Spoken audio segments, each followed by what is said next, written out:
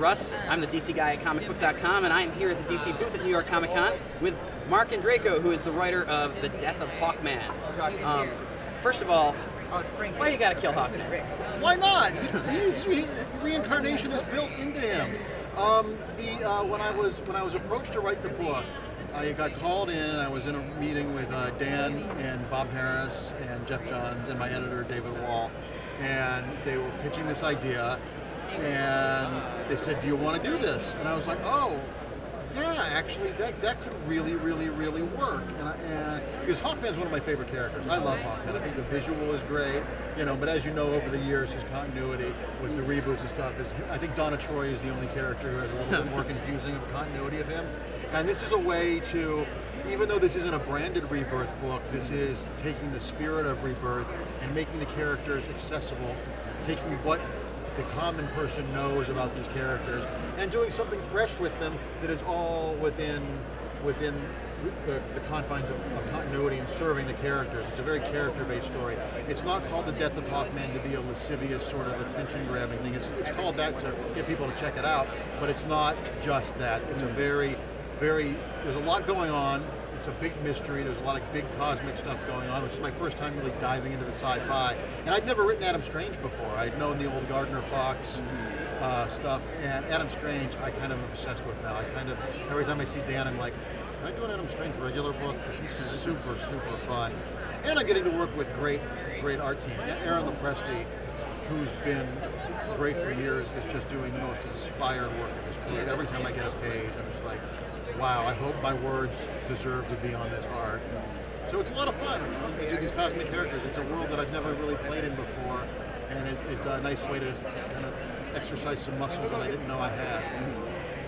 Now, you're doing a lot of work for DC at the moment in a way that you haven't in years. During the New 52, it was pretty much you were elsewhere. How is it being kind of an outsider and then coming into this Rebirth world and having to kind of do Rebirth and not feel like you're kind of crapping on the people who were there for the New 52? Well, I've always been the kind of writer where I always have issues when writers come in and say, everything you knew was wrong, I'm going to do my version. A good writer will take what has been done before and find the stuff that works, but that doesn't have to contradict stuff. The example I always use is if you're watching a soap opera on TV, you're homesick with the flu for a week, and you watch Days of Our Lives. The first day you watch, you're like, this is ridiculous. But I kind of want to follow these characters. By the end of the week, you know every character and all their continuity. And if you've been watching it for 35 years, there are nods to the history that you know, but you don't need to know that. So kind of the way Jim Shooter used to say, every comic book is someone's first, you have to strike a balance of making it accessible to someone enough that they can read it and not feel overwhelmed, but put enough in there for people that know the history of these characters. And it's a challenge I like. I don't ever try and come into a character and say everything you knew is wrong. The only person that's ever done that is Alan Moore with Swamp Thing. And even then, he took what was before and made it work. He didn't disregard stuff, he evolved things. I think that's more challenging as a writer.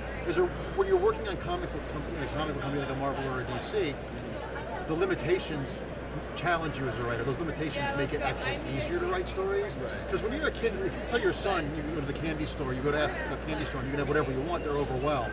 But if you say, you go to the candy store and you can have whatever you want from the lollipop aisle, they get it.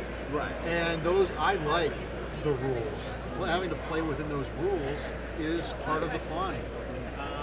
Now, I gotta ask, because of course Rebirth is reestablishing a lot of history and reestablishing legacy. Are we ever gonna see Kate Spencer again?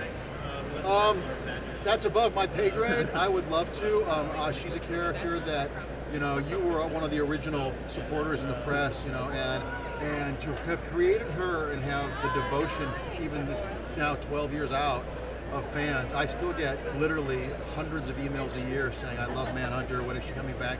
I want to see her some more.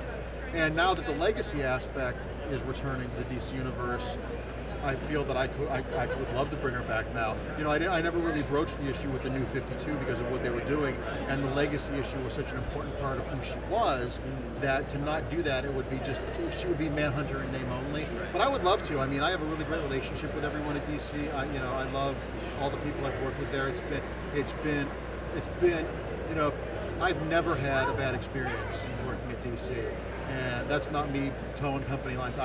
They've been supportive of me, and Dan DiDio in particular is responsible for the existence of Manhunter. And I love DC. I love working with their universe. I love what they do. They've got a really good group of people, and it feels like friends. It feels like a place where you can suggest and experiment, and they'll be open to listen. They might not always let you do exactly what you want, but there's always an open dialogue, which as a creator and getting to play with these characters that are the world's new mythology, it's the best of all the worlds you could have.